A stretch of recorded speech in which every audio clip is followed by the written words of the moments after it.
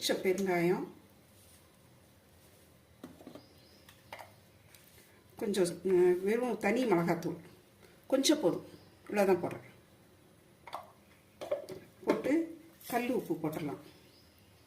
உப்பையும் போட்டு வேக வச்சிடலாம். நான் வந்து அப்படியே பாத்திரத்தில் தான் போட்டு தண்ணி ஊற்றி வேக விடுறேன். குக்கர்லாம் வேக விட வேணாம், சீக்கிரம் வெந்துடும் வாழைக்காய். வெந்துட்டு அதுக்கப்புறம் அடுத்து என்ன பண்ணுறதுன்னு பார்க்கலாம். வாழைக்காய் நல்லா சாஃப்டாக வெந்துருச்சுங்க. அடுப்பை ஆஃப் பண்ணிட்டேன். நல்லா நிறம் மாறிடுச்சு பாருங்கள். ஏன்னா மஞ்சள் தூள் மிளகா அப்படின்னு போட்டிருந்தோம் இல்லையா. இப்போ இந்த தண்ணியை வடிச்சிட்டு இது தாளிக்க வேண்டியதுதான். வாழைக்காய் வெந்தது வந்து நல்லா தண்ணியை வடிச்சிட்டேன். கொஞ்சம் துவரம் பருப்பு மெத்து போல் வேக வச்சுருக்கேன், குழையாமல் வேக வச்சுருக்கிறேன். இது தேங்காய் பூ கொஞ்சம் எடுத்து வச்சுருக்கிறேன்.